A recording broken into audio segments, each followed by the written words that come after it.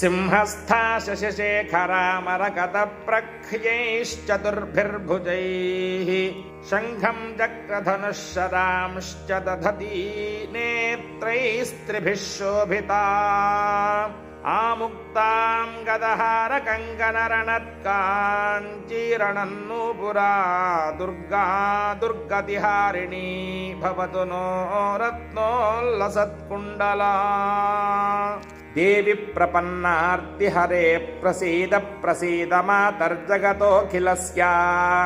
या श्री स्वयं सुकृतिनां भवनेष्वलक्ष्मीः पापात्मनां कृतधियां हृदयेषु बुद्धिः श्रद्धा सतां कुलजनप्रभवस्य लज्जा तात्वां नतास्म परिपालय देवि विश्वं